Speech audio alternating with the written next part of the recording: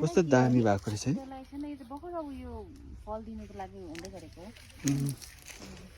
दिन पनि दामी भएको छ नि काम पनि गर्नुहुँदो रहेछ मकै गोड्नु भएको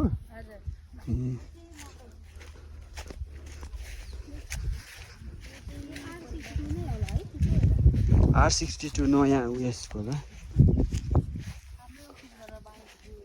कोपी पनि मजाले सप्रेको रहेछ नि आन्टी हजुर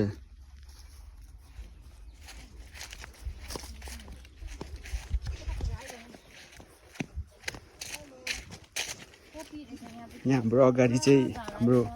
पेमु मिस हुनुहुन्छ हेरिदिनुहोस् न यता यता हाम्रो अगाडि चाहिँ दिसेन मिस हुनुहुन्छ कोपीमा यहाँ चाहिँ झार पुरा भएछ नि उखाल्ने बेला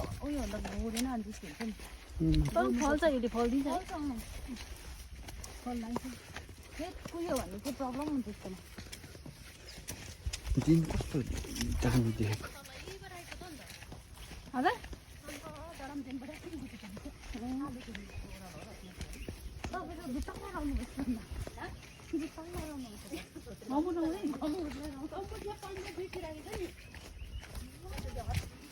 आजको दिनमा चाहिँ हामी क्रप कटिङको लागि चाहिँ यस्तो गाडी चाहिँ पासाङ मिस हुनुहुन्छ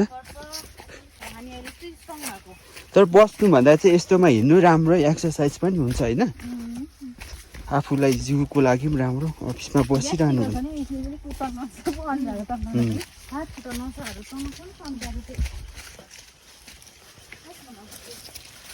हावा फ्रेस हावा पनि त खानु पाउँछ होइन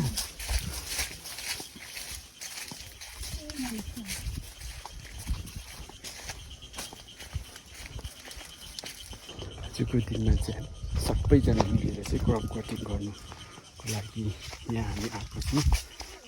गुराँस पनि यस्तो मान्छेले फुलेको रहेछ यो ठाउँ चाहिँ कहाँ हो भन्दाखेरि चाहिँ यो चाहिँ आन्देन पार्क भन्छ यहाँ चाहिँ आलुहरू एकदम बेसी रोप्नुहुन्छ नि त त्यही भएर चाहिँ यहाँ चाहिँ पोटेटोको क्रप कटिङ गर्नुको लागि हामी आएको छौँ हजुर हुन्छ ब्रुम हो पछि निकालेर यसलाई घरमा युज गर्दा पनि भयो बनाएर सेल गर्दा पनि भयो अनि यो गाईलाई घाँस पनि हुन्छ